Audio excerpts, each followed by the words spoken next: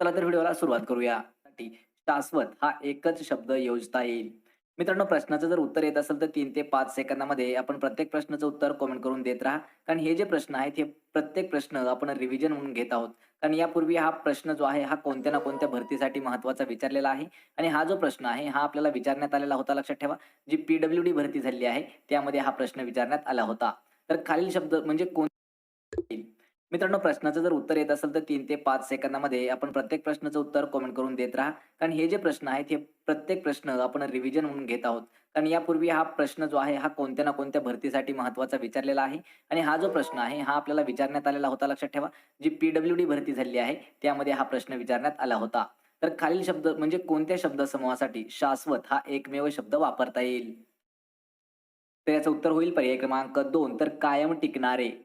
त्याला म्हटलं जातं पहा शाश्वत. ऑप्शन क्रमांक 2 आपलं योग्य उत्तर होईल. यानंतरचा प्रश्न आहे पहा, थोरला या शब्दाचा विरुद्धार्थी शब्द कोणता होईल? पहा, थोरला या शब्दाचा विरुद्धार्थी शब्द. तर या ठिकाणी आपल्याला थोरलाचा अर्थ अजून काय आहे हे माहीत असायला पाहिजे. तर थोरला याचा अर्थ होतो पहा मोठा. तर या ठिकाणी याचा विरुद्धार्थी शब्द काय होईल? धाकटा. तर धाकटा म्हणजे काय? तर लहान. पर्याय क्रमांक 1 आपलं योग्य उत्तर होईल. या ठिकाणी पहा मित्रांनो, या ठिकाणी प्रश्न असाही विचारला जातो. या ठिकाणी शब्द काय आपल्याला दिला आहे? थोरला. त्याचा विरुद्धार्थी शब्द धाकटा. पण आपल्याला या ठिकाणी थोरल्याच्या ऐवजी जर मोठा दिला असता, तर याच्या खाली लक्षात ठेवायचंय आपल्याला विरुद्धार्थी शब्द त्याचा लहान असा दिलेला असतो. पर्याय क्रमांक 1 आपलं योग्य उत्तर होईल.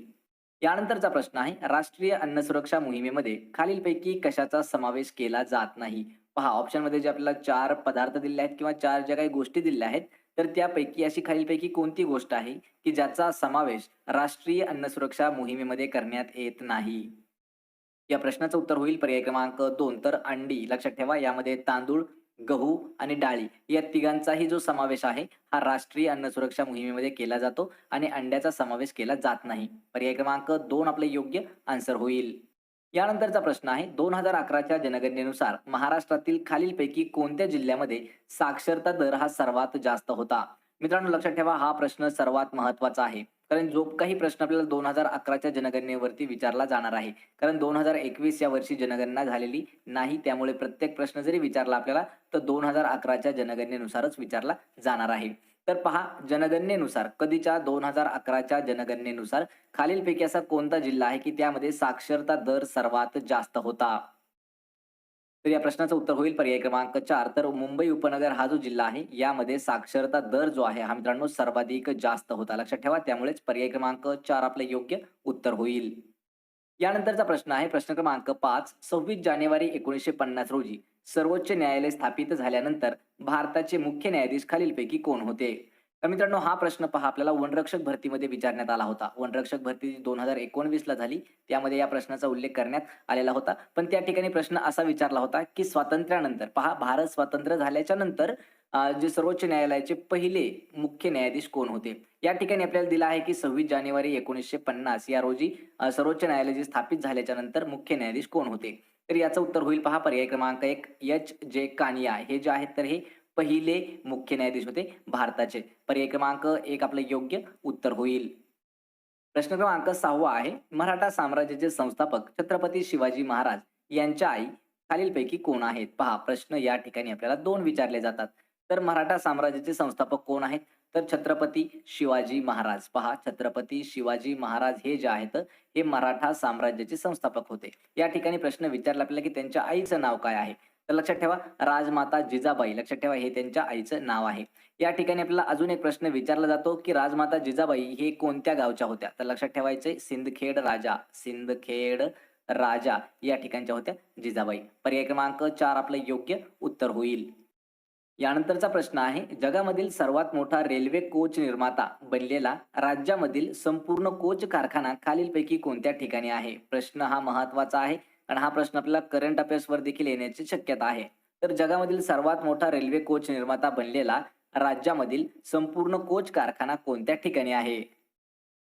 तर या प्रश्नाचं उत्तर होईल पर्याय क्रमांक 1 तर चेन्नई. लक्षात ठेवा मित्रांनो, चेन्नई या ठिकाणी जगातील सर्वात मोठा रेल्वे कोच तयार करण्याचा कारखाना आहे. पर्याय 1 आपलं योग्य आन्सर होईल.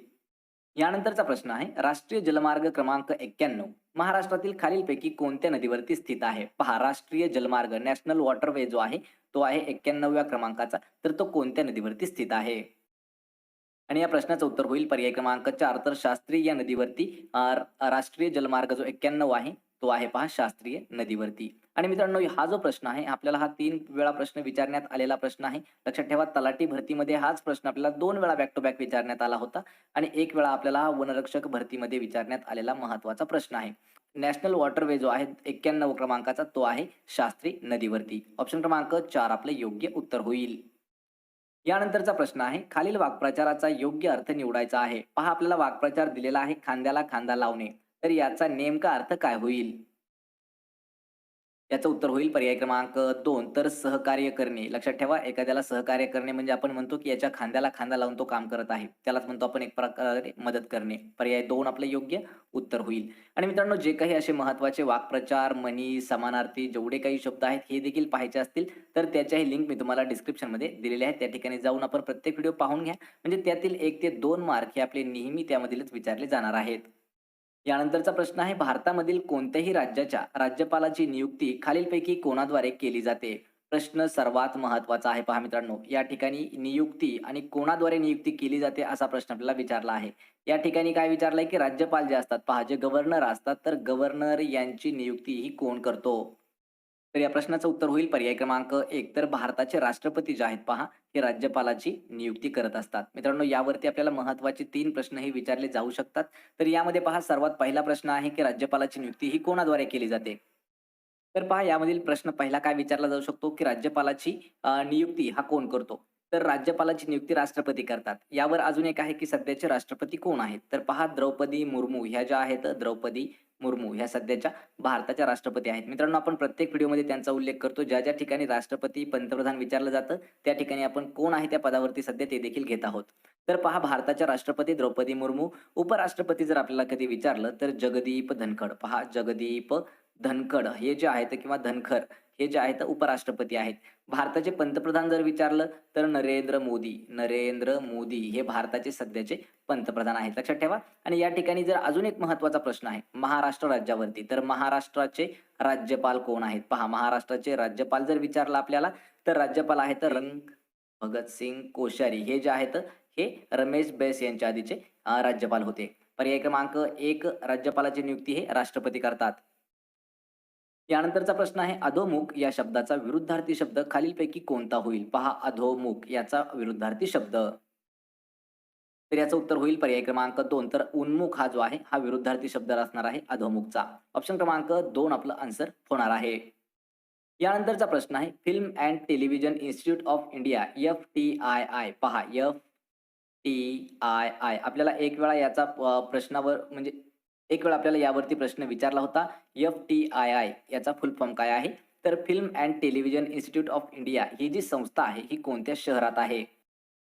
तर या प्रश्नाचं योग्य उत्तर होईल पहा पर्याय क्रमांक 4 तर पुणे या शहरामध्ये आहे film and Television Institute of India. पर्याय क्रमांक 4 आपलं आन्सर होईल.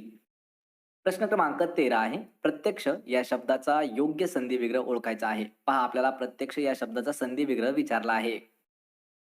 तर मित्रांनो या प्रश्नाचं उत्तर होईल पर्याय क्रमांक 1 प्रति अधिक अक्ष म्हणजेच पहा काय येईल प्रत्यक्ष असा हा शब्द तयार होईल. पर्याय क्रमांक 1 आपलं योग्य उत्तर होईल. अशाच पद्धतीचे जेवढे काही महत्त्वाचे आपल्याला नेहमी विचारले जाणारे संधी विग्रह आहेत मित्रांनो त्यावरती आपण एक डीपमध्ये व्हिडिओ घेतलेला आहे.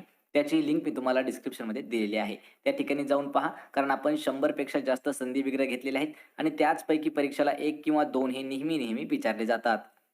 यानंतरचा प्रश्न आहे एकाच आईच्या पोटी ज्यांचा जन्म झाला आहे असे या शब्दसमूहाबद्दल योग्य शब्द कोणता होईल? पहा महत्वाचा प्रश्न आहे एकाच आईच्या पोटी ज्यांचा जन्म झाला आहे अशांना काय म्हटलं जातं?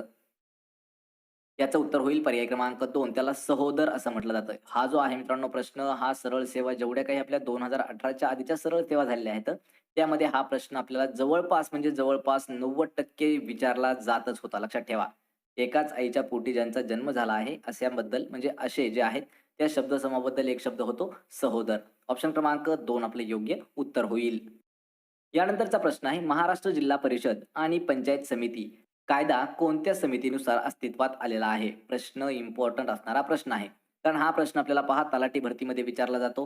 हाच प्रश्न आपल्याला नगरसेवक मध्ये सुद्धा विचारला जाऊ शकतो. हाच प्रश्न आपल्याला PWD मध्ये सुद्धा विचारण्यात आला होता आणि हाच प्रश्न आपल्याला आरोग्य विभागात सुद्धा विचारण्यात आलेला आहे. पोलीस भरतीला सुद्धा हा प्रश्न विचारला जातो. त्यामुळे हा जो प्रश्न आहे हा सर्वात महत्त्वाचा प्रश्न आहे. महाराष्ट्र जिल्हा परिषद आणि पंचायत समिती जो कायदा आहे, हा जो आलेला आहे पहा वसंतराव नाईक म्हणजेच पर्याय क्रमांक 3 वसंतराव नाईक या समितीनुसार तो अस्तित्वात आलेला आहे. ऑप्शन क्रमांक 3 आपले योग्य उत्तर होईल. यानंतरचा प्रश्न आहे महाराष्ट्र जीवन प्राधिकरण हे शासनाच्या खालीलपैकी कोणत्या विभागाअंतर्गत येतं? पहा महाराष्ट्र जीवन प्राधिकरण हे जे आहे तर हे सरकारच्या कोणत्या विभागामध्ये मोडतं? या प्रश्नाचं उत्तर होईल पर्याय क्रमांक 1 तर जलपुरवठा आणि स्वच्छता प्राधिकरण जे आहे किंवा विभाग आहे, तर त्या विभागाच्या अंतर्गत येतं पहा महाराष्ट्र जीवन प्राधिकरण. ऑप्शन क्रमांक 1 आपलं करेक्ट आन्सर होईल. यानंतरचा प्रश्न आहे महात्मा फुले यांनी हंटर कमिशन समोर कोणत्या विषयासंदर्भात साथ दिली होती? प्रश्न हा सर्वात महत्वाचा आहे. पहा या ठिकाणी आपल्याला 2 प्रश्न हे नेहमी विचारले जातात. तर शिक्षणासाठी म्हणजे शिक्षण कसं असावं यासाठी हंटर कमिशन समोर कोणी विषय काढला होता? तर ते होते पहा महात्मा फुले. या ठिकाणी प्रश्न विचारलाय की महात्मा फुले यांनी हंटर कमिशन समोर कोणत्या विषयासंदर्भामध्ये त्यांची साथ दिली होती? तर याचं उत्तर होईल पर्याय क्रमांक 2 तर शिक्षणाच्या संबंधित जे काही अडचणी असतील, जे काही प्रश्न असतील त्यावरती विचारलं होतं पहा हंटर कमिशन समोर महात्मा फुले यांनी. पर्याय क्रमांक 2 आपलं योग्य. यानंतरचा प्रश्न आहे डॅश प्रदेशांमध्ये वाऱ्याच्या उच्च वेगाच्या वहनामुळे चक्रीवादळ येऊ शकते. तर पहा कशा प्रकारच्या प्रदेशामध्ये वाऱ्याचा उच्च वेग असतो किंवा वाऱ्याच उच्च वेगानं वाहतं त्यामुळे चक्रीवादळ येऊ शकतं. तर या प्रश्नाचं उत्तर होईल पर्याय क्रमांक 3 तर कमी दाबाचे जे प्रदेश असतात त्या ठिकाणी वारं जर उच्च वेगाने वाहिलं तर त्यामुळे चक्रीवादळ हे येऊ शकतं. पर्याय क्रमांक 3 आपले योग्य उत्तर होईल. मित्रांनो हा जो प्रश्न आहे हा आपल्याला भूगोल या विषयावरती जवळपास 4 वेळा विचारण्यात आलेला हा महत्त्वाचा प्रश्न आहे. लक्षात ठेवा. हा जो प्रश्न आहे हा प्रश्न आपल्याला विचारण्यात आला होता तलाठी भरतीमध्ये. हाच प्रश्न आपल्याला विचारण्यात आला होता पहा पोलीस भरतीमध्ये सुद्धा. त्यामुळे हा प्रश्न इम्पॉर्टंट असणारा प्रश्न आहे. पर्याय 3 आपलं उत्तर होईल. यानंतरचा प्रश्न आहे 1782 मध्ये खालीलपैकी कोणत्या तहावरती स्वाक्षरी करण्यात आली होती की ज्यामुळे पहिले अँग्लो मराठा युद्ध जे आहे हे समाप्त झालं होतं? प्रश्न हा सर्वात महत्वाचा आहे. एस-एस-सी जी-डी साठी हा प्रश्न विचारण्यात आलेला आहे. हाच प्रश्न आपल्याला रेल्वे विभागासाठी विचारण्यात आला होता आणि हाच प्रश्न आपल्याला जेवढे काही सेंट्रल गव्हर्नमेंटचे एक्झाम होतात त्यासाठी हा प्रश्न हे नेहमी विचारले जातात किंवा टी-सी-एस अशाच पद्धतीचे प्रश्न हे नेहमी विचारते. पहा 1782 मध्ये खालीलपैकी कोणत्या तहावरती स्वाक्षरी करण्यात आली होती की त्या तहानुसार जे पहिलं अँग्लो मराठा युद्ध जे आहे ते संपलेलं होतं? आणि या प्रश्नाचं उत्तर होईल पर्याय क्रमांक 2 जो सालबाईचा तह झाला तो झाला पहा 1782 या वर्षी. तर 1782 ला झालेला जो सालबाईचा तह आहे तर त्या तहानुसार अँग्लो मराठा युद्ध जे आहे ते संपलेलं होतं. पर्याय क्रमांक 2 आपलं योग्य उत्तर होईल. यानंतरचा प्रश्न आहे महाराष्ट्राच्या धोंडो केशव कर्वे यांना त्यांच्या कोणत्या क्षेत्रामधील योगदानासाठी भारतरत्न पुरस्कार देण्यात आलेला आहे? मित्रांनो लक्षात ठेवा भारतरत्नावरती आपल्याला नेहमी प्रश्न हे विचारले जातात. यामध्येही हा प्रश्न विचारण्यात येऊ शकतो.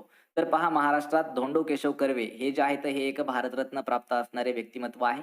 तर त्यांना त्यांच्या कोणत्या क्षेत्रामधील योगदानासाठी भारतरत्न देण्यात आला होता? तर याचं उत्तर होईल पर्याय क्रमांक 3 तर त्यांचं समाजकार्य होतं किंवा समाजकार्यासाठी धोंडो केशव कर्वे यांना भारतरत्न देण्यात आलेला आहे. पर्याय क्रमांक 3 आपले योग्य उत्तर होईल. यानंतरचा प्रश्न आहे सध्याच्या महाराष्ट्रातील कोणते शहर हे पेशव्यांचे प्रशासकीय केंद्र होते? पहा सध्याचं जे महाराष्ट्रामध्ये महत्वाचं एक असणारं शहर आहे आणि ते जे शहर आहे हे पेशव्यांचं एक प्रशासकीय केंद्र होतं. तर या प्रश्नाचं उत्तर होईल पर्याय क्रमांक 3 तर पुणे हे जे शहर आहे लक्षात ठेवा हे पूर्वी म्हणजे जे पेशवे होते तर पेशव्यांचं प्रशासकीय असणारं केंद्र होतं पहा पुणे शहर आणि सध्या ते आहे महाराष्ट्रामध्येच. पर्याय क्रमांक 3 आपलं योग्य उत्तर होईल. यानंतरचा प्रश्न आहे प्रश्न क्रमांक 22 भारतरत्न पुरस्कार मिळवणारी महाराष्ट्रातील पहिली व्यक्ती खालीलपैकी कोण आहे? मित्रांनो बॅक टू बॅक हा जो प्रश्न आहे हा 2 वेळा आपल्याला विचारण्यात आलेला होता. तर पहा महाराष्ट्रातील पहिली व्यक्ती आहे की ज्यांना भारतरत्न देण्यात आला तर ते आहेत पर्याय क्रमांक 1 धोंडो केशव कर्वे. मागच्याच प्रश्नामध्ये त्यांना विचारलंय की त्यांना कोणत्या क्षेत्राबद्दल योगदान दिलं तर त्यामुळे तो पुरस्कार देण्यात आला होता. तर धोंडो केशव कर्वे हे जे आहेत पहा त्यांचं समाजकार्य जे आहे तर ते यामध्ये त्यांना देण्यात आलेलं आहे पहा भारतरत्न आणि भारतरत्न मिळवणारे महाराष्ट्रातील ते पहिले व्यक्ती ठरलेले आहेत. पर्याय क्रमांक 1 आपलं योग्य उत्तर होईल. यानंतरचा प्रश्न आहे ऑक्सिजन आणि डॅश हे वातावरणातील 2 मुख्य वायुरूप घटक आहेत. पहा जे आपलं वातावरण आहे तर वातावरणातील 2 मुख्य वायुरूप घटक पहा 2 मुख्य वायुरूप घटक जे आहेत तर ते खालीलपैकी कोणते आहेत? त्यातील पहिला आपल्याला दिलेला आहे पहा ऑक्सिजन. ऑक्सिजन सोबत असा कोण तर या प्रश्नाचं उत्तर होईल पहा पर्याय क्रमांक 2 तर ऑक्सिजन आणि नायट्रोजन हे वातावरणामधील प्रमुख आणि मुख्य 2 वायुरूप घटक आहेत. पर्याय क्रमांक 2 आपलं योग्य आन्सर होईल नायट्रोजन. यानंतरचा प्रश्न आहे, खालीलपैकी समानार्थी शब्दाची योग्य जोडी ओळखायची आहे. पहा, समानार्थी असणारा शब्द त्याची योग्य जोडी. तर याचं उत्तर होईल पर्याय क्रमांक 3. दर्पण आणि आरसा ही जी जोडी आहे ही समान अर्थाची असणारी जोडी आहे. यामध्ये लक्षात ठेवायचं, नवल, संतोष, घर, भांडाघर आणि घास, दाटी हे जे आहे ते तीनही असणाऱ्या जोड्या समानार्थी येत नाहीत. यामध्ये दर्पण आणि आरसा ही जी जोडी आहे ही समानार्थाची जोडी आहे. त्यामुळे पर्याय क्रमांक 3 आपले योग्य उत्तर होईल. यानंतरचा प्रश्न आहे, कोइंबतूर नंतर भारतातील दुसरे डिफेन्स इनोव्हेशन स्थापन करण्यासाठी महाराष्ट्रातील खालीलपैकी कोणते स्थान निवडण्यात आले होते? मित्रांनो, हा जो प्रश्न आहे हा 2023च्या करंट अफेअर्स मध्ये विचारण्यात आलेला हा प्रश्न आहे. आणि हे जे प्रश्न आहेत पहा, 25 ते 30 प्रश्न, हे जे 5 प्रश्न असणार आहेत हे टोटल आपण करंट अफेअर्स 2023 वरती आधारित घेतलेले प्रश्न आहेत. यापूर्वी जे आपण 25 प्रश्न घेतलेले होते ते 25 प्रश्न कोणत्या ना कोणत्या एक्झाम मध्ये विचारण्यात आलेले होते. फक्त आपण हे सरावासाठी हे प्रश्न घेत आहोत आणि या ठिकाणी हा प्रश्न आहे करंट अफेअर्सचा. तर पहा, कोइंबतूर हे पहिलं आहे आणि कोइंबतूर नंतर भारतातील दुसरे डिफेन्स इनोव्हेशन स्थापन करण्यासाठी महाराष्ट्रातील कोणतं शहर किंवा कोणतं स्थान निवडण्यात आलेलं आहे? आणि याचं उत्तर होईल पहा पर्याय क्रमांक 4. तर नाशिक हे जे स्थान आहे हे निवडण्यात आलेलं आहे. ऑप्शन क्रमांक 4 आपलं उत्तर होईल. यानंतरचा प्रश्न आहे, महाराष्ट्र शासनाच्या महात्मा फुले जन आरोग्य योजनेअंतर्गत किती लाख रुपयापर्यंतचे उपचार मोफत मिळणार आहेत? प्रश्न हा सर्वात महत्वाचा आहे, कारण नुकताच आता त्या योजनेमध्ये थोडासा चेंज केला आहे महाराष्ट्र सरकारने. तर यामध्ये तो प्रश्न आहे की महाराष्ट्र शासनाच्या महात्मा फुले जन आरोग्य योजनेअंतर्गत किती लाख रुपयापर्यंतचे उपचार मोफत केले जातात? तर या प्रश्नाचं उत्तर होईल पर्याय क्रमांक 2. तर 5 लाख रुपयापर्यंतचे उपचार जे आहेत हे मोफत केले जातात. लक्षात ठेवा. आणि योजनेचं नाव काय आहे? महात्मा फुले जन आरोग्य योजना. ऑप्शन क्रमांक 2 आपलं योग्य उत्तर होईल.